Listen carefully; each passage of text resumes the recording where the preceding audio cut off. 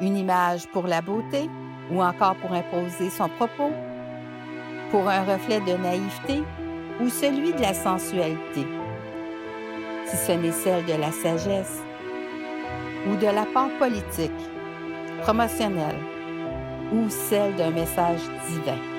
Accompagnez-moi dans ce parcours et nous verrons ce qu'il en est. Bon visionnement. Bonjour à vous tous. Alors, je vous présente aujourd'hui la 7e image que j'ai choisie d'un propos pour la promotion. Alors, pour cette série que je vous offre personnellement d'un clin d'œil pour un coup d'œil. Encore une fois, une très belle œuvre, mais étonnamment d'une femme peintre qui s'assume entièrement comme peintre devant nous tous.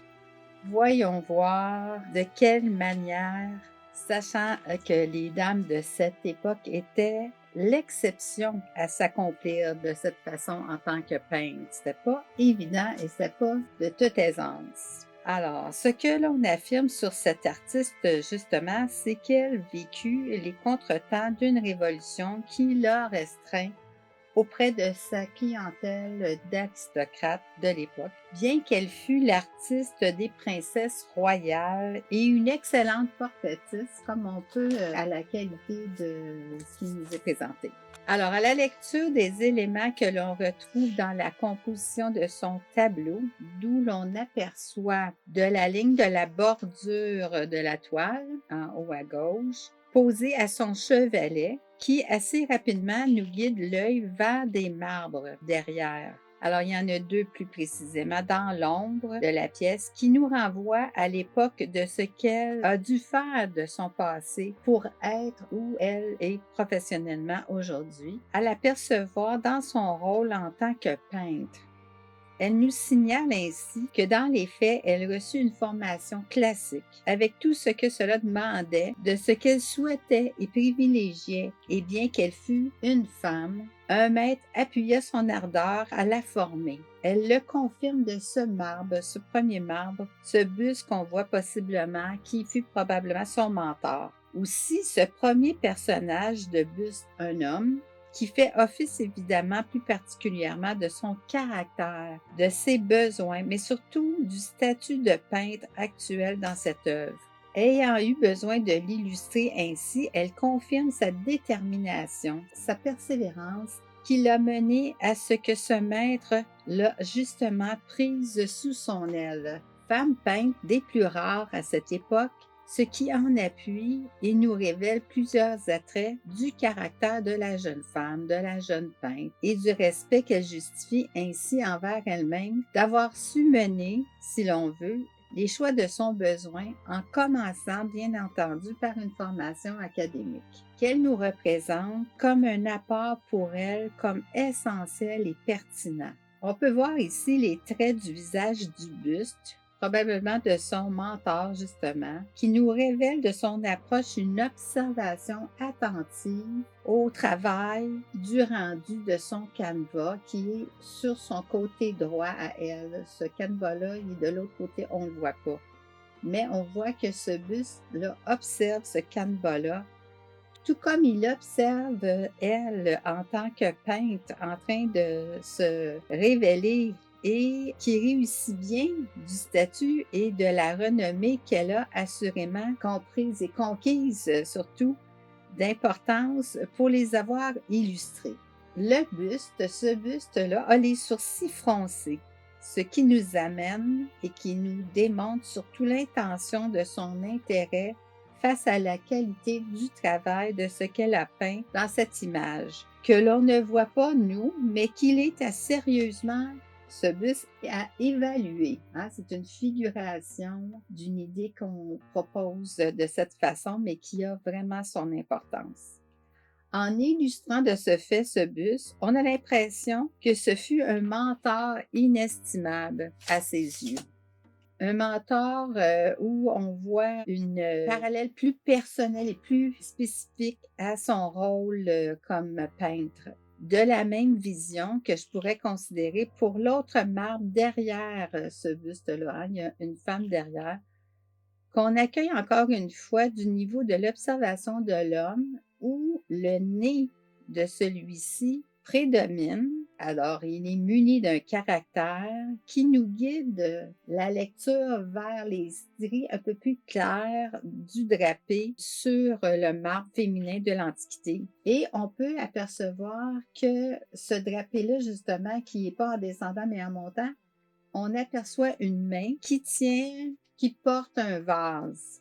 Elle est donc à vouloir, de sa posture, de ses bras comme de sa main, à vouloir présenter à quelqu'un avec toute la grâce comme l'humilité qu'on reconnaît de son profil assouvi, où les détails de l'arcade de sa paupière renforcent l'intérêt impliqué dans ce qu'elle offre, sans flafla, dans ce qui est des plus naturels, véridiques comme fidèles, de ce qui la motive comme la compose dans l'âme. Alors, cette statue-là derrière vient encore renforcer un attrait du caractère de cette peintre qui a choisi de présenter ça dans son tableau pour vraiment en préciser son message. Alors, notre observation est ensuite dirigée vers le visage, au front éclairé de celle qui nous observe, qui, d'une certaine retenue, scrute nos traits, vos traits, notre intérêt, au-delà du sien, au-delà de son état, de son sentiment, à même espérer en rappeler à l'ordre sa consoeur, la jeune fille derrière que l'on aperçoit tout juste, qui, sans répondre à cet avertissement, à l'autre, ne peut laisser du regard toute la beauté qu'elle contemple sur la toile, s'abandonnant à son plaisir, qui l'émerveille, de ce qui la surprend, comme de ce qui la ravit, retrouvant de sa main, à peine consciente de son geste, l'appui de bois finalement du rebord du dossier du fauteuil de la peintre, celle qui est à nous peindre incontestablement. L'activité est ainsi assurément engagée. C'est vraiment très, très subtil et très bien réfléchi et organisé. La posture du corps de cette jeune femme est prise à savourer ce qu'elle voit, témoin du talent de l'artiste qui ravive en elle tout autant son propre désir de peindre ou son élan comme l'ardeur de son besoin la pousse à la limite de son étape au pied du fauteuil devant elle, qui l'empêche ainsi d'avancer plus loin pour mieux examiner ce qui la transporte de beauté, pour l'instant à apprendre et reconnaître pour y être fidèle avant de se lancer elle-même à peindre. L'émotion est à fleur de peau, que celle-ci soulève, et ce tout près de la peintre, ne la déconcentre aucunement de l'emprise de la maîtrise qu'elle nous renvoie de l'implication la plus complète de l'artiste qu'elle est, de son observation. Elle scrute les moindres détails qu'elle renvoie dans sa mémoire pour les reproduire ensuite sur la toile devant elle, qui peut être ce que nous-mêmes pouvons s'attendre en contractant ses services.